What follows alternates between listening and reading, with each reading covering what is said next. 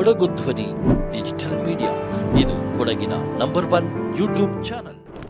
ಸಬ್ inspector ಅಧಿಕಾರಿಯಾಗಿದ್ದರು. ತುಂಬಾ ಒಂದು ಎಫೆಕ್ಟಿವ್ ಆಗಿ ಎಲ್ಲ ಕಾರ್ಯವನ್ನು ಸುಸೂತ್ರವಾಗಿ ನಡಲಿಕ್ಕೆ ಪ್ರಯತ್ನ ಪಟ್ಟರು. ಬಟ್ ಅವರಿಗೆ ಅಷ್ಟೊತ್ತಿಗೆ ಇನ್ನೂ ದೊಡ್ಡ ಸಮಸ್ಯೆ ಏನಂದರೆ, ಆಟೋ ಸ್ಟ್ಯಾಂಡ್ ಇದ್ದರೂ ಕೂಡ ಸಾಯಂಕಾಲ 5 ಗಂಟೆ ಮೇಲೆ ಎಲ್ಲ ಆಟೋ ತುಂಬ ಒಂದು 15-20 ಆಟೋಗಳು ನಮ್ಮ ಪಾರ್ಕಿಂಗ್ ಏರಿಯಾದಲ್ಲಿ ನಿಲ್ಲಿಸಿರ್ತಾರೆ. ಅದಕ್ಕೆ ಮಹೇಶ್ ಅವರು ಕೂಡ ಪ್ರಯತ್ನ ಪಟ್ಟರು, ಆಗಲಿಲ್ಲ. ಈ ಗೋಣಿಕೊಪ್ಪಲು ಅಂತ ಹೇಳೋದು ನನ್ನ ಲೆಕ್ಕದಲ್ಲಿ ಕೊಡಗಿನಲ್ಲೇ ವ್ಯಾಪಾರದಲ್ಲಿ 7ರಿಂದ 8 ಗಂಟೆಗೆ ಗಾಡಿ ನಿಲ್ಲಿಸ್ತಾರೆ. ಮೈಸೂರಿಗೋ ಬೆಂಗಳೂರಿಗೋ ಹೋಗಿರ್ತಾರೆ, ಮತ್ತೆ ಅವರು ತೆಗೆದು ಸಂಚೆ ಬಂದರು. ಆಕ್ಚುಲಿ ಇದು ತಪ್ಪು, ಇದು ಮಾಡಬಾರ್ದು. ಇಲ್ಲಿ ತನಕ ಗೊತ್ತೇ ಇರಲಿಲ್ಲ. ನಾನು ತಿಳ್ಕೊಂಡಿದ್ದೀನಿ ಏನಂತಂದ್ರೆ, ನಮ್ಮ ಉಮಾಮಹೇಶ್ವರ ಟೆಂಪಲಿಂದ ನಮ್ಮ ಪಾರ್ಲಿಮೆಂಟ್ ಜಂಕ್ಷನ್ ತನಕ ಮಾತ್ರ 1 to 15 16 to 30 ಅಂತ ತಿಳ್ಕೊಂಡಿದೆ. ನೋಡಿ,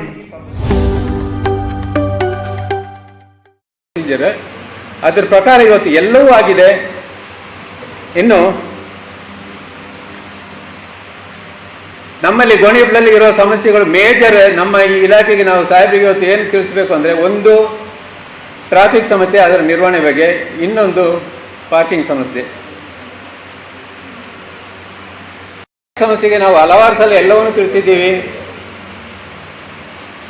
ಕೆಲವು bottle neck point sub inspector ಅಧಿಕಾರಿಯಾಗಿದ್ದರು. ತುಂಬ ಒಂದು ಎಫೆಕ್ಟಿವ್ ಆಗಿ ಎಲ್ಲ ಕಾರ್ಯವನ್ನು ಸುಸೂತ್ರವಾಗಿ ನಡಲಿಕ್ಕೆ ಪ್ರಯತ್ನ ಪಟ್ಟರು. ಬಟ್ ಅವರಿಗೆ ಅಷ್ಟೊತ್ತಿಗೆ ಇಲ್ಲಿಂದ ಟ್ರಾನ್ಸ್ಫರ್ ಆಯಿತು. ನಿಮ್ಮನ್ನು ನೋಡಿದಾಗ ನಮಗೆ ಅದೇ ಅಧಿಕಾರಿ ಥರ ಎಲ್ಲವನ್ನು ನಡೆಸ್ಬೋದು ಅನ್ನುವಂಥ ಆಶಯ, ಅಭಿಲಾಷೆ ಇದೆ. ಮತ್ತು ಶ್ರೀಯುತ ವೆಂಕಟೇಶ್ ಅವರಿಗೆ ಇಲ್ಲಿ ಎಲ್ಲದೂ ಪರಿಚಯ ಇದೆ. ಅವರು ಯಾಕಂದರೆ ಅವರು ಬಾಳೆಲೆಯಲ್ಲಿ ಒಂದು ಪೊಲೀಸ್ ಸ್ಟೇಷನ್ ಮಾಡುವಾಗ ನನಗೆ ಅವ್ರ ಪರಿಚಯ ಆಗಿತ್ತು. ಹೆಚ್ಚು ಕಮ್ಮಿ ಅವ್ರ ಮನೆ ಕಟ್ಟುವಂಥ ಒಂದು ಸಂಭ್ರಮದಲ್ಲಿ ಪ್ರತಿಯೊಬ್ಬರನ್ನು ಕಾಡಿ ಬೇಡಿ ಆದರೂ ಸರಿ, ಹೇಗಾದರೂ ಅಲ್ಲಿ ಒಂದು ಸ್ಟೇಷನ್ ಮಾಡಬೇಕು, ಅಲ್ಲಿ ಜನರಿಗೆ ಒಂದು ಸೌಕರ್ಯ ಮಾಡಬೇಕು ಅನ್ನೋ ಉದ್ದೇಶದಿಂದ ತುಂಬ ಪ್ರಯತ್ನಪಟ್ಟು ಎಲ್ಲ ರೀತಿಯಲ್ಲೂ ಜನರ ಸಂಪರ್ಕ ಮಾಡಿದ್ದಾರೆ. ಅಲ್ಲಿಯೂ ಸಹ ಅವರು ಸಹ ಒಂದು ಎಫಿಷಿಯೆಂಟ್ ಅಧಿಕಾರಿಯಾಗಿ ನಮಗೆ ಕಂಡು ಬರ್ತದೆ. ಅದರಿಂದ ಇವರಿಬ್ಬರ ಸಹಕಾರದಿಂದ ನಮಗೆ ಎಲ್ಲ ಪ್ರಯತ್ನಗಳು ಸಿಗ್ಬೋದು ಅನ್ನೋ ಆಶೆಯಿಂದ ನನ್ನ ಈ ಪ್ರಾಸ್ತಾವಿಕ ಭಾಷಣಗಳನ್ನು ಮತ್ತೊಮ್ಮೆ ಎಲ್ರಿಗೂ ವಂದಿಸಿ, ಅಧಿಕಾರಿಗಳು ಬರುವಾಗಲೂ ಇದೇ ಮೀಟಿಂಗ್, ಇದೇ ಥರ ಸಮಸ್ಯೆಗಳನ್ನು ಹೇಳ್ತಾ ಇದ್ವಿ. ಯಾಕೋ ಏನೋ ಗೊತ್ತಿಲ್ಲ, ಇಲ್ಲಿವರೆಗೂ ಅದು ಸರಿಯಾಗಿ ಕಾಣ್ತಾ ಇಲ್ಲ. ಒಂದು ದೊಡ್ಡ ಸಮಸ್ಯೆ ಏನಂದರೆ, ಸಿಟಿಯಲ್ಲಿ ನಡೆಯೋ ಹಾಗೆ ಗೋಣಿಕೊಪ್ಪದಲ್ಲಿ ಈಗಿನ ದಿವಸಗಳಲ್ಲಿ ಲೆಫ್ಟ್ ಸೈಡಿಂದ ನುಗ್ಗುವಂಥದ್ದು ಆಟೋಗಳು ಮತ್ತು ಬೈಕ್ಗಳು. ನಾವು ಹೋಗ್ತಾ ಇರ್ತೀವಿ, ಲೆಫ್ಟಿಂದ ಹೋಗ್ತಾರೆ, ನಾವು ಲೆಫ್ಟ್ ತೆಗೆದ್ರೆ ಆಕ್ಸಿಡೆಂಟ್ ಆಗೋ ಚಾನ್ಸಸ್ ತುಂಬ ಇದೆ. ಯಾಕೆಂದರೆ ಲೆಫ್ಟ್ ತೆಗೆಯೋಂಗಿಲ್ಲ ರೂಲ್ಸ್ ಪ್ರಕಾರ. ಅದು ಆಟೋದವರಿಗೂ ಮತ್ತು ಬೈಕ್ನವರಿಗೂ ಕೆಟ್ಟ ಅಭ್ಯಾಸ ಶುರುವಾಗಿದೆ ಇತ್ತೀಚಿನ ದಿನಗಳಲ್ಲಿ. ಅದರ ಮೇಲೆ ಕೆಲವರು ರೋಡ್ ಸೈಡ್ ಪಾರ್ಕಿಂಗ್ ಇರುತ್ತೆ, ಅದರ ಪಕ್ಕದಲ್ಲಿ ಪಾರ್ಕ್ ಮಾಡ್ತಾರೆ, ಇನ್ನೊಬ್ಬರು ಈ ಕಡೆ ಪಾರ್ಕ್ ಮಾಡ್ತಾರೆ.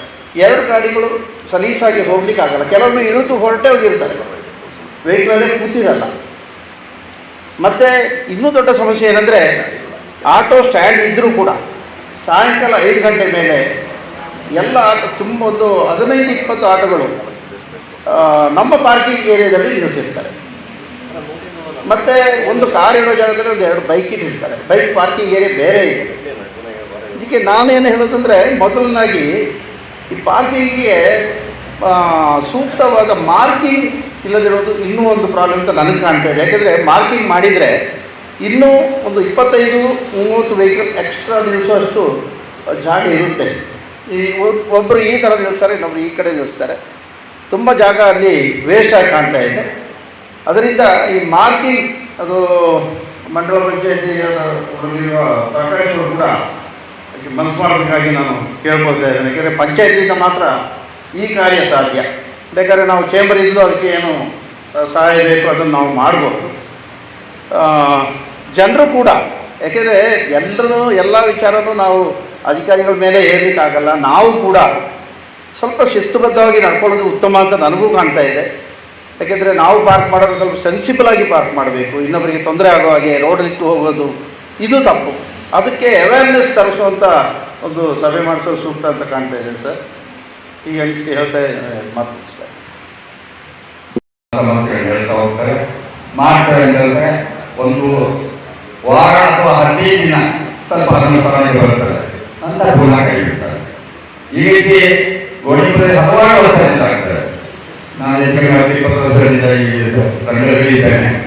ಇದೇ ಗೋಳು, ಇದೇ ಹಾಡು, ಅದೇ ಹಾಡು ಇದೆ. ಸ್ವಲ್ಪ ವೆಚ್ಚ ವಹಿಸಿ ಅವರಿಗೆ ದೀಕ್ಷಿತರವರು ಎಲ್ಲ ಹೇಳಿ ಆಗುವಾಗ ಅವರು ಕನ್ಫರ್ಮ್ ಆಗಿರುವುದು.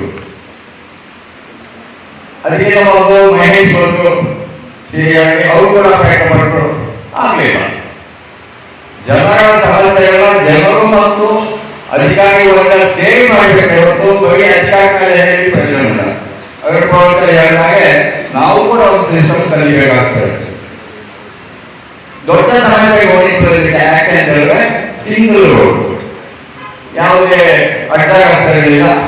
ಬೈಪಾಸ್ ನಂಜಮಂಗಲದಿಂದ ಒಂದು ಅಡ್ಡ ವ್ಯವಸ್ಥೆ, ಬೈಪಾಸ್ ಅಲ್ಲ, ಅದು ಅಡ್ಡ ವ್ಯವಸ್ಥೆ ಆಗಿದೆ.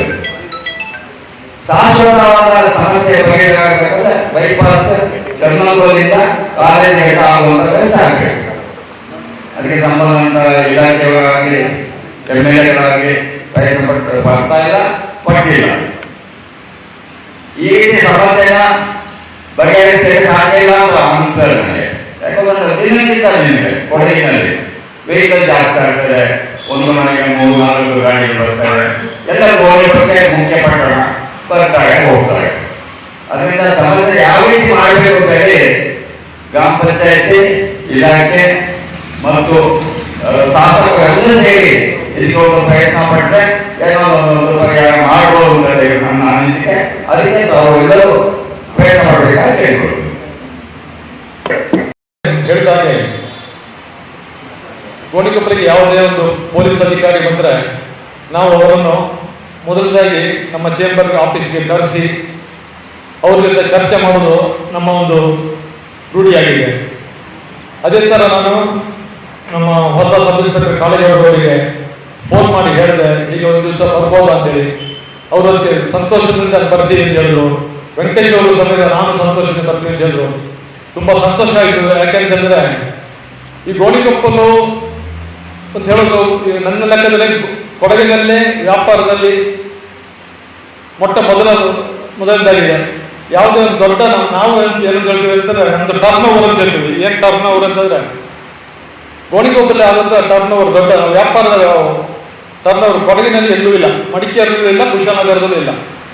ಯಾಕಂದ್ರೆ ನನ್ನ ವ್ಯಾಪಾರದಲ್ಲಿ ಇದೆಲ್ಲ ನಮಗೆ ಗೊತ್ತಾಗದೆ ಯಾವ ತರ ಬರುತ್ತೆ ಅಂತ ಹೇಳಿ ಅಷ್ಟು ದೊಡ್ಡದಾಗಿ ಗೋಣಿಕೊಪ್ಪ ಬೆಳೀತಾ ಇದೆ. ಇವತ್ತು ಅಷ್ಟೇ ನಾವು ಗೋಣಿಕೊಪ್ಪಲಲ್ಲೇ ಹುಟ್ಟಿ ಬೆಳೆದವರಾಗಿದ್ದಾಗ ನಮ್ಗೆ ಪ್ರತಿಯೊಂದು ಗೋಣಿಕೊಪ್ಪ ಇಂಚಿಂಚು ನಾವು ನೋಡಿದ್ದೀವಿ. ಇವತ್ತು ಎಷ್ಟು ಬೆಳೆಯುತ್ತಿದೆ. ಇವತ್ತು ಗೋಣಿಕೊಪ್ಪಲಿನಲ್ಲಿ ಒಂದು ಸ್ಥಳಕ್ಕೆ ಯಾವ ರೇಟ್ ಇದೆ, ಒಂದು ಅಂಗಡಿ ಮಳಿಗೆ ಬಾಡಿಗೆ ಪಡಿಬೇಕಾದ್ರೆ ಎಷ್ಟು ಕಷ್ಟ ಇದೆ, ಅಡ್ವಾನ್ಸ್ ಎಷ್ಟಿದೆ, ಎಲ್ಲ ನಾವೆಲ್ಲ ನೋಡ್ತಾ ಇರುವಂಥದ್ದು. ಅಂತ ಗೋಣಿಕೊಪ್ಪದಲ್ಲಿ ನಾವು ವ್ಯಾಪಾರ ಮಾಡ್ತಿದ್ರೆ ನಮ್ಗೆ ತುಂಬ ಸಂತೋಷ. ಅಲ್ಲಿ ಬಂದು ಗೋಣಿಕೊಪ್ಪಲಿನಲ್ಲಿ ಏನೋ ಒಂದು ಸೇವೆ ಮಾಡುವಂಥ ಸರ್ಕಾರಿ ಅಧಿಕಾರಿಗಳು ಅಷ್ಟೇ ಇಷ್ಟು ಜನರ ಜೊತೆಗೆ ಬೆರೆತು ಏನೊಂದು ಕೆಲಸ ಮಾಡೋದು ಅಂತಂದ್ರೆ ಅದೊಂದು ಹೆಮ್ಮೆನಿಂದ ಹೇಳಿಸ್ಬೋದು. ಇವಾಗ ಇಲ್ಲಿ ಬೇರೆ ನಮಗೆ ಯಾವ ತಾಪತ್ರಗಳು ನಮಗೆ ಕಾಣ್ತಾ ಇಲ್ಲ. ಪ್ರತಿಯೊಬ್ಬರು ಬಾಯಲ್ಲಿ ಬರೋದು ಗೋಣಿಕೊಪ್ಪ ಅಂತಂದ್ರೆ ಟ್ರಾಫಿಕ್. ಗೋಣಿಕೊಪ್ಪಲ್ಲಿ ಮೊದಲದಾಗಿ ಹೇಳ್ಬೇಕಂತಂದ್ರೆ ಟ್ರಾಫಿಕ್, ಮತ್ತೆ ಏನೋ ಒಂದು ಸ್ವಲ್ಪ ಮಾರ್ಕೆಟ್ ಸೈಡ್ ಸ್ವಲ್ಪ ಗಾಂಜಾ ವ್ಯವಹಾರ ಇರ್ಬೋದು ಬಿಟ್ರೆ ಬೇರೆ ಯಾವುದೇ ಒಂದು ಕ್ರಿಮಿನಲ್ ಪ್ರಕರಣಗಳು ಗೋಣಿಕೊಪ್ಪಲ್ ಟೌನಲ್ಲಿ ನಡೀತಾ ಸದ್ಯಕ್ಕಂತೂ ನಡೀತಾ ಇಲ್ಲ. ಟ್ರಾಫಿಕ್ ಅಂತಂದ್ರೆ ಈಗ ಗೋಣಿಕೊಪ್ಪಲಿಗೆ ಇವಾಗ ಪಕ್ಕದಲ್ಲಿ ಹುದಿಕೇರಿ ಶ್ರೀಮಂಗಲ ಪುಟ್ಟ, ಈ ಕಡೆ ಸೈಡ್ ಬಾಳಲೆ, ಈ ಕಡೆ ಸೈಡ್ ಪಾಲಿಬೆಟ್ಟ ಅಮ್ಮತ್ತಿ, ಹಾತೂರು, ಬಿಟ್ಟಂಗಾಲ, ಅಲ್ಲಿ ಎಲ್ಲ ಜನರು ಏನೇ ಒಂದು ಸಾಮಾನು ಖರೀದಿಸಬೇಕು ಅಂತಂದ್ರೆ ಗೋಣಿಕೊಪ್ಪಲಿಗೆ ಬರ್ತಾರೆ. ಗೋಣಿಕೊಪ್ಪಲಲ್ಲಿ ಮೈಸೂರಲ್ಲಿ ಸಿಗದಂತ ಸಾಮಾನುಗಳು ಗೋಣಿಕೊಪ್ಪಲಲ್ಲಿ ಸಿಗುತ್ತೆ. ಮೈಸೂರಿಗಿಂತ ಅಗ್ಗವಾಗಿ ಗೋಣಿಕೊಪ್ಪಲ್ಲಿ ಸಿಗುತ್ತೆ ನಾನು ಹೇಳ್ತಿದ್ದೇನೆ. ಅಂತಂದ್ರೆ ಯಾಕೆಂದ್ರೆ ಈಗ ಅಷ್ಟು ಕಾಂಪಿಟೇಷನ್ ಸ್ಟಾರ್ಟ್ ಆಗಿದೆ, ತುಂಬಾ ಅಂಗಡಿ ಬಂದಿದ್ದಕ್ಕೆ ಎಲ್ಲರೂ ಏನೋ ಒಂದು ಸಣ್ಣ ಮಾರ್ಜಿನ್ ಇಟ್ಕೊಂಡು ನಮ್ಗೆ ಒಂದು ವ್ಯಾಪಾರ ಆಗ್ಬೇಕು ಅಂತ ಹೇಳಿ ತುಂಬಾ ದೊಡ್ಡದಾಗಿ ಅವರು ಪರ್ಚೇಸ್ ಮಾಡಿ ಸಣ್ಣ ಮಾರ್ಜಿನ್ ಇಟ್ಟು ವ್ಯಾಪಾರ ಮಾಡ್ತಿದ್ದಾರೆ. ಅದಕ್ಕಾಗಿ ನಾವು ಹೋಗಿ ಬೆಂಗಳೂರಲ್ಲಿ ಏನೋ ತೆಗಿಬೇಕು ಅಂತ ಹೇಳಿದ್ರೆ ಅದ್ರ ನಾವು ವ್ಯಾಪಾರಸ್ಥರಾಗಿ ನಾವು ಅಲ್ಲಿದು ಪ್ರೈಸ್ ಏನು ರೇಟ್ ಇದೆ ನಾವು ಕಂಪೇರ್ ಮಾಡಿ ನೋಡಿದ್ರೆ ನಮ್ದು ಗೋಣಿಕೊಪ್ಪಲಲ್ಲಿ ಕಡಿಮೆ ಸಿಗುತ್ತೆ. ಎಲ್ಲ ಅಷ್ಟೇ, ಎಲೆಕ್ಟ್ರಾನಿಕ್ ವಸ್ತು ಆಗಿರ್ಬೋದು, ಪ್ರತಿಯೊಂದು ಕಬ್ಬಣ, ಸಿಮೆಂಟ್ ಎಲ್ಲ ಪ್ರತಿಯೊಂದು ವಸ್ತು ಅಷ್ಟೇ ಗೋಣಿಕೊಪ್ಪಲಲ್ಲಿ ಅಗ್ಗವಾಗಿ ಸಿಗುತ್ತೆ. ಇವಾಗ ಇದೆಲ್ಲ ಯಾಕೆ ಹೇಳೋದು ಅಂತಂದ್ರೆ ಈ ಗೋಣಿಕೊಪ್ಪಲ ಟ್ರಾಫಿಕ್ ಸಮಸ್ಯೆನ ಸರಿಪಡಿಸಬೇಕು ಅಂತ ಹೇಳೋದು ಒಂದು ನಮ್ಮ ಉದ್ದೇಶ. ಇದನ್ನ ಸರಿಪಡಿಸೋದು ಹೇಗೆ ಅಂತ, ಇದನ್ನ ಸರಿಪಡಿಸೋಕೆ ಮೊದಲದಾಗಿ ಬೇಕಾಗಿರೋದು ನಮ್ಮ ಪೊಲೀಸ್ ಇಲಾಖೆ. ಅವ್ರ ಕೈಗೆ ಆಗ್ಬೇಕು ಇಷ್ಟಲ್ಲದೆ ಇದು ನಮ್ಮ ಕೈಗೆ ಮಾಡ್ಲಿಕ್ಕೆ ಆಗೋದಿಲ್ಲ. ಯಾವುದೇ ಒಂದು ವಾಹನವನ್ನು ನಾವು ಸ್ವಲ್ಪ ಏನು ಸ್ಟ್ರಿಕ್ಟ್ ಆಗಿ ನಮ್ಮ ಅಂಗಡಿ ಒಂದು ಕ್ರಾಸಾಗಿ ನಿಲ್ಲಿಸ್ತಾರೆ, ಕೇಳಿದರೆ ಸ್ವಲ್ಪ ಸರಿ ನಿಲ್ಲಿಸಿದ್ರೆ ನೀನು ಯಾರು ಅಂತ ನಮ್ಮನ್ನ ಕೇಳ್ತಾರೆ, ನಿನಗೇನು ಕೆಲಸ ಇದೆ ಅಂತ ಹೇಳ್ತಾರೆ. ಇದೆಲ್ಲ ಆಗ್ತಾ ಇರೋದು ಡೈಲಿ ನಾವು ನೋಡ್ತಾ ಇದ್ದೀವಿ. ಅದಕ್ಕಾಗಿ ನಾನು ಮಾನ್ಯ ಇಲಾಖೆಯವರಲ್ಲಿ ಏನು ಕೇಳ್ಬೋದು ಅಂತಂದ್ರೆ, ಇದಕ್ಕೆ ನೀವು ಸ್ವಲ್ಪ ಕಾನೂನು ಬಿಗಿ ಮಾಡಬೇಕು. ಕಾನೂನು ಬಿಗಿ ಮಾಡೋದಂದ್ರೆ ಈ ಪ್ರಾಬ್ಲಮ್ ಸಾಲ್ವ್ ಆಗೋದಿಲ್ಲ. ಮತ್ತೆ ಇನ್ನೊಂದು ನಾವು ಮೊದಲೇ ಹೇಳ್ತಿದ್ದೀವಿ, ಗೋಣಿಕೊಪ್ಪಲ್ಲಿ 15 ದಿವಸ ಒಂದು ಕಡೆ, ಮೇಲೆ ದೇವಸ್ಥಾನದಿಂದ ಹಿಡಿದು RMC ಅವರಾಗಿ 15 ದಿವಸ ಒಂದು ಕಡೆ ಪಾರ್ಕಿಂಗ್, 15 ದಿವಸ ಇನ್ನೊಂದು ಕಡೆ ಪಾರ್ಕಿಂಗ್ ಅಂತೇಳಿ. ಇವಾಗ ಇಲ್ಲೇ ಏನಿದೆ, ರಿಲಯನ್ಸ್ ಮಾರ್ಟ್ ಅಂತಿದೆ, ದೊಡ್ಡ ದೊಡ್ಡ ಮಾಲ್ಗಳು ಬಂದಿದೆ, ಅಲ್ಲಿ 2 ಸೈಡ್ ಪಾರ್ಕ್ ಮಾಡಿಕೊಂಡು ತುಂಬಾ ತೊಂದರೆ ಮಾಡೋದು ನಾವು ನೋಡ್ತಾ ಇದ್ದೀವಿ. ಅದೆಲ್ಲ ಟ್ರಾಫಿಕ್ ಜಾಮ್ ಆಗ್ತಿದೆ. ಅದಕ್ಕಾಗಿ ಇದ್ರ ಬಗ್ಗೆ ಚರ್ಚೆ ಮಾಡಬೇಕಾದ್ರೆ ತುಂಬಾ ದೊಡ್ಡ ಪ್ರೋಸೆಸ್ ಇದೆ. ಇವತ್ತು ನಾನು ನಿಮ್ಮ ತಮ್ಮನ್ನು ಕರೆದು ಏನೋ ಪರಿಚಯ ಮಾಡಿಸ್ಕೊಳ್ಳೋ ಅಂತ ಕರೆದಷ್ಟೇ ಇವತ್ತು ತಮಗೆ ಮತ್ತೆ ಹೇಳೋದು ಸಭೆ ಅಂತ ಹೇಳಿ ನಾವು ದಯವಿಟ್ಟು ಕಳಿಸಲಿಲ್ಲ. ಅದಕ್ಕಾಗಿ ಮುಂದಿನ ದಿನಗಳಲ್ಲಿ ನಾವು ಇದನ್ನು ಸೇರಿ ಒಂದು ವ್ಯವಸ್ಥೆ ಮಾಡುವಂತ ಹೇಳ್ಕೊಂಡು ತಾವೇ ಬಂದ್ರೆ ತುಂಬಾ ಸಂತೋಷ ಅಂತ ಹೇಳ್ಕೊಂಡು ನಾನು ಎರಡು ಮಾತು ಮುಗಿಸ್ತೇನೆ. ನಮಸ್ಕಾರ. ಆ ನಿಟ್ಟಿನಲ್ಲಿ ಗೋಣಿಕೊಪ್ಪ ವರ್ತಕರ ಒಂದು ಕೇಂದ್ರ ಅಂತ ಹೇಳ್ಬೋದು. ಅದರವರು ಮಾತಾಡಬೇಕಾದ್ರೆ ಹೇಳಿದ್ರು, ಇದು ನಮ್ಮ ಕೊಡಗಿನಲ್ಲೇ ನಂಬರ್ 1 ಸ್ಥಾನದಲ್ಲಿದೆ. ಜೊತೆಗೆ ಮೈಸೂರಲ್ಲಿ ಸಿಗದೇ ಇರ್ತಕ್ಕಂತಹ ವಸ್ತುಗಳು ನಮ್ಮ ಗೋಣಿಕೊಪ್ಪದಲ್ಲಿ ಅಗ್ಗದ ಬೆಲೆಯಲ್ಲಿ ಸಿಗ್ತವೆ ಅಂತಕ್ಕಂಥದ್ದು. ಒಂದು ದೇಶ ಸುಭಿಕ್ಷವಾಗಬೇಕು ಅಂದ್ರೆ, ಕಲ್ಯಾಣ ರಾಜ್ಯ ಆಗಬೇಕು ಅಂದ್ರೆ, ಸುಖಿ ರಾಜ್ಯ ಆಗಬೇಕು ಅಂತಂದ್ರೆ ಅಲ್ಲಿನ ಪ್ರಜೆಗಳು ಸುಭಿಕ್ಷವಾಗಿರ್ಬೇಕು. ಈ ನಿಟ್ಟಿನಲ್ಲಿ ಸೇವೆಯನ್ನು ಕೊಡ್ತಾ ಇರ್ತಕ್ಕಂತಹ ವರ್ತಕರ ಸಂಘ ಚೇಂಬರ್ಸ್ ಆಫ್ ಕಾಮರ್ಸ್ ಏನಿದೆ, ಅವರ ಒಂದು ಕೊಡುಗೆ ಅಪಾರ. ವಾಣಿಜ್ಯ ವ್ಯಾಪಾರ ವಹಿವಾಟು ನಡೀತಕ್ಕಂತಹ ನಿಟ್ಟಿನಲ್ಲಿ ಕೆಲವೊಂದು ಅವ್ರಿಗೂ ಸಹ ಸಮಸ್ಯೆಗಳಿರ್ತದೆ. ಅಂದ್ರೆ ಸರ್ವಿಸ್ ಅನ್ನ ಕೊಡ್ತಕ್ಕಂತಹ ನಿಟ್ಟಿನಲ್ಲಿ ಅಂದ್ರೆ ಅವರು ಎದುರಿಸ್ತಕ್ಕಂಥ ಸಮಸ್ಯೆಗಳನ್ನ ನಮ್ಮ ಮುಂದೆ ಈ ತರ ಇದೆ ಅಂತ ಹೇಳಿ ನಾನದು ಒಂದು ವರ ಆಗಿದೆ. ಇನ್ನು ಎಲ್ಲಾ ಸಮಸ್ಯೆಗಳರಿಗೂ ನಮ್ಗೆ ಆಗಿಲ್ಲ, ಇನ್ನು ಸ್ವಲ್ಪ ಟೈಮ್ ಬೇಕು ಏನು ಅಂತ ಹೇಳಿ ನಾನು ಮುಖ್ಯವಾಗಿ ಗಮನಿಸಿದಂತಹ ಅಂಶಗಳಲ್ಲಿ ಈ ಟ್ರಾಫಿಕ್ ಸಮಸ್ಯೆ ಇರ್ತಕ್ಕಂಥದನ್ನ ನಾನು ನೋಡ್ತಾ ಇದ್ದೆ. ನಿನ್ನೆ ಕೂಡ ನಾನು 3 ರಿಂದ 4 ಗಂಟೆ ಪುನಪೇಟೆ ಜಂಕ್ಷನ್ ಅಲ್ಲಿ ಕೆಲಸ ಮಾಡ್ಬೇಕಂದ್ರೆ ಅನ್ನಿಸ್ತು. ಅಂದ್ರೆ ಈಗ ನಾವು ಏನಂದ್ರೆ ಇರ್ತಕ್ಕಂತಹ ಸಂಪನ್ಮೂಲಗಳಲ್ಲಿ ಗರಿಷ್ಠ ಒಂದು ಸೇವೆಯನ್ನ ಯಾವ ತರ ಕೊಡಬಹುದು ಅನ್ನೋದ್ರ ಬಗ್ಗೆ ನಾವು ಯೋಚನೆಯನ್ನ ಮಾಡಬೇಕಾಗ್ತದೆ. ಆ ನಿಟ್ಟಿನಲ್ಲಿ ಇವರು ಹೇಳಿದ್ರು, ಆಟೋ ಚಾಲಕರಲ್ಲಿ, ಬೈಕ್ ರೈಡರ್ಗಳಾಗಲಿ ಲೆಫ್ಟ್ ಇಂದ ಹೋಗ್ತಿರ್ತಾರೆ, ಅದೆಲ್ಲ ಕಾನೂನೆಲ್ಲ ಬಿಗಿ ಮಾಡಬೇಕು ಅದಂತೂ ಗ್ಯಾರಂಟಿ ಆಗ್ತದೆ. ಅದರಲ್ಲೂ ಆಟೋ ಚಾಲಕರು ಮತ್ತೆ ಮಾಲೀಕರು ಒಂದು ಮೀಟಿಂಗ್ ಅನ್ನ ಮಾಡಲಿಕ್ಕೆ ಸದ್ಯದಲ್ಲಿ ಕರೀತಾ ಇದ್ವಿ. ಅಲ್ಲಿ ಕೂಡ ಅವ್ರಿಗೆ ಆ ವಿಚಾರಗಳನ್ನ ತಿಳಿಸಲಾಗ್ತದೆ. ಮತ್ತೆ ಇನ್ನೊಂದು ಸಮಸ್ಯೆ ಏನು ಅಂದ್ರೆ, ನಾವು ನಮ್ಮ ಮಾಧ್ಯಮ ಮಿತ್ರರಿಗೆ ಚರ್ಚೆನ ಮಾಡ್ಬೇಕಾದ್ರೆ ಗಮನಿಸಿದಂತ ಅಂಶಗಳು, ಬೆಳಿಗ್ಗೆ ಯಾರು ಒಂದು 7 ರಿಂದ 8 ಗಂಟೆಗೆ ಗಾಡಿ ನಿಲ್ಲಿಸ್ತಾರೆ, ಮೈಸೂರಿಗೋ ಬೆಂಗಳೂರಿಗೋ ಹೋಗಿರ್ತಾರೆ, ಮತ್ತೆ ಅವ್ರ ಕೈಗೆ ಸಂಚೆ ಬಂತು. ಆಕ್ಚುಲಿ ಇದು ತಪ್ಪು, ಇದು ಮಾಡಬಾರ್ದು. ಆ ನಿಟ್ಟಿನಲ್ಲಿ ಪಂಚಾಯತಿಯವರಿಗೆ ಚರ್ಚೆ ಮಾಡಿ ಏನಾದ್ರೂ ಮಾಡಲಿಕ್ಕೆ ಅವಕಾಶ ಇದೆ ಅಂತ ಅಂದ್ಬಿಟ್ಟು ಕೂಲಂಕುಷವಾಗಿ ಪರಿಶೀಲನೆ ಮಾಡ್ತೀವಿ. ಮತ್ತೆ ಇನ್ನೊಂದು ನಿಮ್ಮ ರಿಕ್ವೆಸ್ಟ್ ಏನಂತಂದ್ರೆ, ಅಂಗಡಿಗಳ ಮಾಲೀಕರು ಮತ್ತೆ ಅಲ್ಲಿ ಕೆಲಸ ಮಾಡ್ತಕ್ಕಂತಹ ಕೆಲಸಗಾರರೇನಿದೆ ಅವ್ರದ್ದು ಪಾರ್ಕಿಂಗ್ ಪ್ಲೇಸ್ ಅಲ್ಲಿ ಬೆಳಿಗ್ಗೆಯಿಂದ ಸಂಜೆ ತನಕ ಇರ್ತದೆ, ವೆಹಿಕಲ್ಗಳು ಇರ್ತವೆ ಅಂತಕ್ಕಂಥದ್ದು. ಅದನ್ನ ಸ್ವಲ್ಪ ತಾವು ತಮ್ಮ ಕೆಲಸಗಾರರಿಗೆ ಅಥವಾ ನಿಮ್ಮ ಕಮ್ಯುನಿಟಿ ಮುಖಾಂತರ ಯಾವ ತರ ಹೇಳ್ತೀವಿ ಅದನ್ನೊಂದು ಮಾಡಿದ್ರೆ ಸ್ವಲ್ಪ ಇದಾಗ್ಬೋದು, ಕಡಿಮೆ ಆಗ್ಬೋದು. ಮತ್ತೆ ಸಿಸ್ಟಮ್ಯಾಟಿಕ್ ಆಗಿ ವ್ಯವಸ್ಥಿತವಾಗಿ ಮತ್ತೆ ಗುಣಮಟ್ಟದ ಸೇವೆಯನ್ನ ಕೊಡ್ಲಿಕ್ಕೆ ನಿಮ್ಗೆ ಇದನ್ನ ಹೊರತುಪಡಿಸಿ ಬೇರೆ ಯಾವ್ದಾದ್ರು ಸಮಸ್ಯೆಗಳು ನಮ್ಮ ಇಲಾಖೆಯಿಂದ ಸಿಗ್ಬೇಕು ಅಂದ್ರೆ, ನಮ್ಮ ಇಲಾಖೆಯಿಂದ ಏನಾದ್ರು ಸಹಕಾರ ಬೇಕು ಅಂದ್ರೆ ನೀವು ಮುಕ್ತವಾಗಿ ನಮ್ಮ ಜೊತೆ ಈ ಸಮಯದಲ್ಲಾಗಿರ್ಬೋದು ಅಥವಾ ಒಂದು ಫೋನ್ ನಂಬರ್ ಇರುತ್ತೆ, 24/7 ನಾವು ಅವೈಲೇಬಲ್ ಇದ್ರೆ ನೀವು ಈ ಸಮಸ್ಯೆಯನ್ನ ಹೇಳ್ಕೋಬಹುದು. ಈ ಒಂದು ಟ್ರಾಫಿಕ್ ಸಮಸ್ಯೆಯನ್ನ ನಿಯಂತ್ರಣ ಮಾಡಲಿಕ್ಕೆ ಬರೀ ಪೊಲೀಸ್ ಇಲಾಖೆಯಲ್ಲಿ ಮಾತ್ರ ಸಾಧ್ಯ ಇಲ್ಲ. ನಿಮ್ಮೆಲ್ಲರ ಸಹಕಾರ ಬಹಳ ಮುಖ್ಯ, ಮತ್ತೆ ಸಾರ್ವಜನಿಕರ ಸಹಕಾರ ಬಹಳ ಮುಖ್ಯ.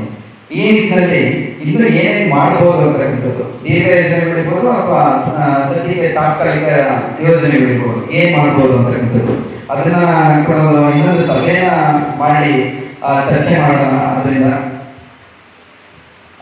ಮತ್ತೆ ವೆಹಿಕಲ್ ರಾಂಗ್ ಪಾರ್ಕಿಂಗ್, ವೆಹಿಕಲ್ಗಳು ಮತ್ತೆ 2 wheeler 4 wheeler parking wrong parking ಏನಾಗ್ತಾ ಇತ್ತು ಅದಕ್ಕೆ ಸಂಬಂಧಪಟ್ಟಂಗೆ ಈಗ ನಾವು ಏನ್ ಮಾಡಿದೀವಿ ಅಂದ್ರೆ ಒಂದು ಚೀಟ ರೆಗ್ಯುಲರ್ ಆಗಿ ಒಂದು ಚೀಟ ನಾವು ಕೊಡ್ತಾ ಇದ್ದೇವೆ. ರಾಂಗ್ ಪಾರ್ಕಿಂಗ್ ಇಂದ ಅವರು ಇಮಿಡಿಯೇಟ್ಲಿ ಅದನ್ನ ತೆರವುಗೊಳಿಸ್ಕೊಡ್ತಾರೆ.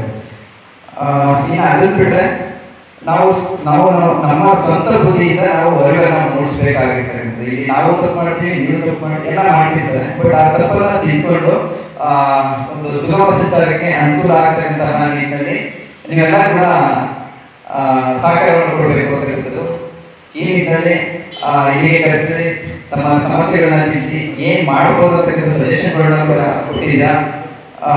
ಮತ್ತೆ ಇನ್ನು ಮುಂದಿನ ದಿನಗಳು ಕೂಡ ಸಭೆಯನ್ನ ಏರ್ಪಡಿಸಿ ಏನ್ ಮಾಡಬಹುದು ಅಂತ ಚರ್ಚೆ ಕೂಡ ಮಾಡೋಣ. ಇಷ್ಟು ವಿಚಾರಗಳನ್ನ ತಮ್ಮೊಂದಿಗೆ ಹೇಳ್ತಾ ನಮ್ಮನ್ನ ಕರೆದು ಒಂದು ಮಾತಾಡಲಿಕ್ಕೆ ಅವಕಾಶ ಮಾಡಿಕೊಟ್ಟಂತಹ ಸಭೆ ಮಾಡ್ತಿರೋದು ನನ್ನ ಅನಿಸಿಕೆ ಪ್ರಕಾರ ತುಂಬ ಒಂದು ಒಳ್ಳೆಯ ನಿರ್ಧಾರ. ಕಾರಣ ಏನಂತಂದರೆ, ನಾನು ಪೊನ್ನಪೇಟೆ ಪೊಲೀಸ್ ಸ್ಟೇಷನ್ಗೆ ಸುಮಾರು 4.5 ವರ್ಷಗಳ ಕಾಲ ನಾನು ಸರ್ವಿಸ್ ಮಾಡಿದೆ. ನಂತರ ಪೊನ್ನಪೇಟೆ ಪೊಲೀಸ್ ಠಾಣೆಯಿಂದ ನನ್ನನ್ನು ಬಾಳೆಹೊನ್ನೂರಿಗೆ ನನ್ನನ್ನು ನೇಮಿಸಿದ್ರು. ಅಲ್ಲಿ ನೇಮಿಸಿದಾಗ ನನಗೆ ಏನು ಅನಿಸ್ತು ಅಂತಂದರೆ, ನಮ್ಮ DSP ಸಾಹೇಬರು, ಇನ್ಸ್ಪೆಕ್ಟರು ಅವರು 4 ವರ್ಷ ಕೊಟ್ಟಿಗೆಯವರು ಕಾನೂನನ್ನು ಗೌರವಿಸ್ತಾರೆ. ನೀವು ಇಲ್ಲಿಗೆ ಹೊಸದಾಗಿ ಒಂದು ASA ಬಂದಿದ್ದೀರಾ, ನೀವು ಮಾಡುವಂಥ ಒಂದು ಒಳ್ಳೆಯ ಕೆಲಸ ಮಾಡಿದ್ರೆ ಅದು ಇಲಾಖೆಗೂ ಒಂದು ಒಳ್ಳೆಯ ಹೆಸರು ಬರ್ತದೆ, ನಿಮಗೂ ಒಂದು ಒಳ್ಳೆಯ ಹೆಸರು ಬರ್ತದೆ ಅಂತ ಹೇಳಿದ್ರು. ನಾನು ಅದನ್ನು ತುಂಬ ಒಂದು ಜವಾಬ್ದಾರಿಯಿಂದ ಅವ್ರ ಆಡಿನ ಮಾತನ್ನು ತಗೊಂಡು ನಾನು ನನ್ನ ಜೊತೆ ಇದ್ದಂಥ ಒಂದು ಜೀವಚ, ಇನ್ನೊಂದು ಶಿವನ್ ಅಂತ 2 ಜನ ಪೊಲೀಸರು ಇದ್ದರು. ಅವರು 2 ಜನದ್ದು ಸಹಕಾರದಿಂದ ನಾನು ಸಾರ್ವಜನಿಕರ ಸಂಪರ್ಕ ವಹಿಸ್ಕೊಂಡೆ. ಅವರ ಹತ್ರ ಹೋಗಿ ನಾನು ಒಂದು ಬಾಳೆಯಲ್ಲಿ ಟ್ರಾಫಿಕ್ಕು ಯಾವ ರೀತಿ ಮಾಡ್ಬೋದು, ಅಲ್ಲಿ ಇನ್ನೊಂದಂತಂದರೆ ಎಲ್ಲರೂ ತೋಟ ಗದ್ದೆ ಆರ್ಥಿಕವಾಗಿ ತುಂಬ ಚೆನ್ನಾಗಿರೋರು ಇದ್ದಾರೆ. ಅಲ್ಲಿ ಒಬ್ಬರು ಮನೆಯಲ್ಲಿ 2-3 ವೆಹಿಕಲ್ ಇದೆ. ಅವ್ರು ಏನು ಮಾಡ್ತಿದ್ರು ಅಂತಂದರೆ, ಅವರು ಯಾರು ಹೇಳ್ತಾ ಇರಲಿಲ್ಲ, ಯಾರು ಕೇಳ್ತಾ ಇರಲಿಲ್ಲ. ಅವ್ರು ಇಷ್ಟ ಬಂದಾಗೆ ಬಂದು ನಿಲ್ಸ್ಕೊಳ್ತಿದ್ರು, ಹೋಗ್ತಿದ್ರು.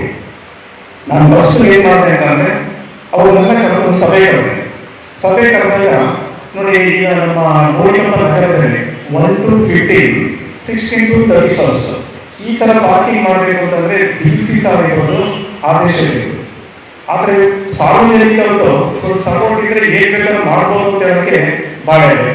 ಅವ್ರು ಸಾರ್ವಜನಿಕರು ಏನು ಮಾಡಿದ್ರು ಅಂತಂದರೆ, ಸರ್ ನೀವು ಮಾಡ್ತಾರಂಥ ಈ ಕಾರ್ಯಕ್ಕೆ ನಾವು ನಮ್ಮ ಊರಿನವರೆಲ್ಲ ಸಪೋರ್ಟ್ ಮಾಡ್ತೀವಿ ಅಂತ ಹೇಳಿ ಅಲ್ಲಿ ಬಾಳೆಹೊನ್ನೂರು ಟೌನಲ್ಲಿ ಗಣಪತಿ ಟೆಂಪಲ್ ಇಂದ ಅಪ್ ಟು ಟೌನ್ ಒಳಗೆ ತನಕ 1 to 15, 16, 31 ಯಾವ ಕಡೆ 4 ವೀಲರ್ಸ್ 2 ವೀಲರ್ಸ್ ಸೇಲ್ ಮಾಡಬೇಕು. ನಾವು ಮಾಡಿದ್ದು ಅದು ದೊಡ್ಡ ಮಟ್ಟದಲ್ಲಿ ಸಕ್ಸಸ್ ಆಯಿತು. ಅವರು ಜನಸಂಪರ್ಕದಿಂದ ನಾವು ಒಳ್ಳೆ ಕೆಲಸ ಮಾಡುವಾಗ ಗ್ರಾಮ ಪಂಚಾಯತಿಗಳು ನಮ್ಮ ಜೊತೆ ಕೈಗೊಳಿಸೋದು. ಅಲ್ಲಿ ಗ್ರಾಮ ಪಂಚಾಯತಿ ಹತ್ರ ನಾನು ಅಲ್ಲಿ ಕೋಲಾರದ ಸುರೇಶ್ ಅಂತ ಕರೀತಾರೆ, ಅವ್ರ ಹತ್ರ ಹೇಳಿದೆ. ಅವರು ಗ್ರಾಮ ಪಂಚಾಯತಿ ವತಿಯಿಂದ ನಮಗೆ ಮಾರ್ಕಿಂಗ್ ಮಾಡಿಕೊಡೋದು. ಇನ್ನು ನಮ್ಮ ಅಧ್ಯಕ್ಷರು ಹೇಳಿದಾಗೆ ನೋಡಿ, ನಮ್ಗೆ ಇಲ್ಲಿ ತನಕ ಗೊತ್ತೇ ಇರಲಿಲ್ಲ. ನಾನು ತಿಳ್ಕೊಂಡಿದ್ದೀನಿ ಏನಂತಂದರೆ, ನಮ್ಮ ಉಮಾಮಹೇಶ್ವರ ಟೆಂಪಲಿಂದ ನಮ್ಮ ಪಾರ್ಲಿಮೆಂಟ್ ಜಂಕ್ಷನ್ ತನಕ ಮಾತ್ರ 1 to 15, 16 to 31 ಅಂತ ತಿಳ್ಕೊಂಡಿದೆ. ನೋಡಿ, ಈ ಸಭೆ ಮಾಡಿ ನಮಗೆ ಒಂದು ತಿಳುವಳಿಕೆ ಏನು ಸಿಕ್ತು ಅಂತಂದರೆ, ಉಮಾಮಹೇಶ್ವರಿ ದೇವಸ್ಥಾನದಿಂದ ನಾವು ಇಲ್ಲಿ RNC ತನಕ 1 to 15, 16 to 31 ಮಾಡಿದ್ರೆ ಎಲ್ಲ ವೆಹಿಕಲ್ ಒಂದೇ ಕಡೆ ನಿಂತಿರ್ತವೆ. ಆಗ ನಮಗೆ ಟ್ರಾಫಿಕ್ ಸಮಯದಿಂದ ಬಗೆಹರಿಸಲಿಕ್ಕೆ ದೊಡ್ಡ ಮಟ್ಟದ ಒಂದು ಅನುಕೂಲ ಆಗ್ತದೆ. ನಿನ್ನೆ ದಿವಸ ನಮ್ಮ ಧಾರ್ಮಿಕಾರಿಯವರು ಮೊದಲಿಗೆ ಪತ್ರಕರ್ತರ ಸಭೆ ಮಾಡಿದ್ದಾರೆ. ಅದರಲ್ಲಿ ಅವರು ಸಾಕಷ್ಟು ಒಳ್ಳೆ ಸಜೆಷನ್ ಕೊಟ್ಟಿದ್ದಾರೆ. ಈ ದಿವಸ ನೀವು ಕೊಟ್ಟಿದ್ದೀರ. ಇದು 2 ಸಲಹೆಯಿಂದ ನಮಗೆ ಈ ಟ್ರಾಫಿಕ್ ಸಮಸ್ಯೆನ ಯಾವ ರೀತಿ ಬಗೆಹರಿಸಬಹುದು ಅಂತ ಹೇಳಲಿಕ್ಕೆ ಒಂದು ಇದಾಗಿದೆ. ದಯವಿಟ್ಟು ನಿಮ್ಮ ಹತ್ರ ನಾನು ರಿಕ್ವೆಸ್ಟ್ ಮಾಡೋದು ಏನಂತಂದ್ರೆ, ಫಸ್ಟ್ ಗ್ರಾಮ ಪಂಚಾಯತಿ ವತಿಯಿಂದ ನಮಗೆ ಮಾರ್ಕಿಂಗ್ 4 ವೀಲರ್ 2 ವೀಲರ್ಗೆ ಒಂದು ಮಾರ್ಕ್ ಮಾಡಿಕೊಂಡ್ರೆ ಅದು ನಿಲ್ಲಿಸ್ಕೊಳ್ತಾರೆ. ಅದು ನಮಗೆ ತುಂಬ ಒಂದು ಈ ಕಡೆಯಿಂದ ನಾವು ಪೊಲೀಸ್ ಇಲಾಖೆಯಿಂದ ನಾವು ಗ್ರಾಮ ಪಂಚಾಯತಿಯವರಿಗೆ ರಿವಿಷನ್ ಕೊಡ್ತೀವಿ. ನೀವು ಚೇಂಬರ್ಸ್ ಆಫ್ ಕಾಮರ್ಸ್ ಕಡೆಯಿಂದ ಒಂದು ಕೊಟ್ಟರೆ ಅದೊಂದು ದೊಡ್ಡ ಮಟ್ಟದ ಆಗ್ತದೆ. ಮತ್ತೆ ಸರ್, ತಾವು ನಮ್ಮ ಕೊಡಗಿ ಬಂದಿದ್ದೀವಿ ಸರ್. ನಾನು ಪೊಲೀಸ್ ಇಲಾಖೆ ಬರೋಕ್ಕೆ ನನ್ನ ಸರ್ವಿಸ್ 30 ವರ್ಷ ಆಗ್ತದೆ. ಕೊಡಗಿನ ಜನ ಕಾನೂನು ಗೌರವಿಸೋದಕ್ಕೆ 100ಕ್ಕೆ ಫಾಲೋ ಮಾಡ್ತಾರೆ ಸರ್. ಅದರಲ್ಲಿ ಮಾತ್ರ ಇಲ್ಲ. ಮತ್ತೆ ನಮ್ಮ ಗೋಣಿಕೊಪ್ಪದ ಸುತ್ತಮುತ್ತ ಸ್ವಲ್ಪ ಬುಡಕಟ್ಟು ಜನಾಂಗದವರು ಇರೋದ್ರಿಂದ ಅವರು ಗೊತ್ತಿಲ್ಲ, ಕಾನೂನುಗಳಿಗೆ ಅಷ್ಟು ಗೊತ್ತಿಲ್ಲ. ಅವ್ರಿಗೆ ಏನಂತಾರೆ, ಕಷ್ಟಪಟ್ಟಿದ್ದಾರೆ, ಒಂದು ವೆಹಿಕಲ್ ತಗೊಂಡಿದ್ದಾರೆ, ಅವರಿಗೆ ಲೈಸೆನ್ಸ್ ಇಲ್ಲ, RC ಇಲ್ಲ, ಈ ಥರ ಸಮಸ್ಯೆಗಳಿರೋದ್ರಿಂದ ನಾವು ಹಳ್ಳಿಗಳಿಗೆ ಹೋಗ್ಬಿಟ್ಟು, ಅಂದರೆ ಹಳ್ಳಿಗಳಿಗೆ ಹೋಗಿ ಅವ್ರಿಗೆ ಫಸ್ಟ್ ಮನವರಿಕೆ ಮಾಡ್ಕೋಬೇಕು. ಒಂದು 2 ವೀಲರ್ ತಗೊಂಡ್ರೆ ನಿಮಗೆ ಲೈಸೆನ್ಸ್ ಬೇಕು, RC ಬೇಕು, ಪೊಲ್ಯೂಷನ್ ಮಾಡಿಸ್ಬೇಕು, ಇದೆಲ್ಲ ಹೇಳ್ಬಿಟ್ರೆ ಅವರು ಸಮೇತ ಒಂದು ಇದಾಗ್ತದೆ. ಹಾಗಾಗಿ ತಾವು ಈ ದಿವಸ ನಮ್ಮನ್ನೆಲ್ಲ ಕರೆಸಿ ಈ ಟ್ರಾಫಿಕ್ ಸಮಸ್ಯೆ ಬಗ್ಗೆ ತುಂಬಾ ಚೆನ್ನಾಗಿ ನಮ್ಗೆ ಹೇಳ್ಕೊಟ್ಟಿದ್ದೀರಾ. ಮತ್ತೆ ಗೋಣಿಕೊಪ್ಪದ ಮಹತ್ವಕ್ಕೆ ಸರ್ ಹೊಸೇ ಮಾತಾಡುವಾಗ ಗೋಣಿಕೊಪ್ಪ ಅಂದ್ರೆ ಏನು, ಮತ್ತೆ ವ್ಯಾಪಾರ ಅಂದ್ರೆ ಏನು ಅಂತ ಹೇಳೋದು ತುಂಬಾ ಚೆನ್ನಾಗಿ ಹೇಳಿದ್ರು ಸರ್. ಅದೆಲ್ಲ ನಾವು ಚೆನ್ನಾಗಿ ಹೇಳಿ ಮಾತ್ರ ನಾವು ಕೇಳ್ಕೊಂಡಿದ್ದೀವಿ. ನಾವು ಪೊಲೀಸ್ ಇಲಾಖೆಯಿಂದ ಶಕ್ತಿ ಮೀರಿ ನಮ್ಮ ಈ ಟ್ರಾಫಿಕ್ ಸಮಸ್ಯೆಗೆ ನಾವು ಮಾಡ್ತೀವಿ. ಮತ್ತೆ ಇನ್ನೊಂದು ವಿಷಯ, ಬೇಡೋಬ್ಬ ದೇವಪುರದ ಆಯಿತು, ನಾವು ಇಲ್ಲಿ ತನಕ ಈ ಬೇಡೋಬ್ಬ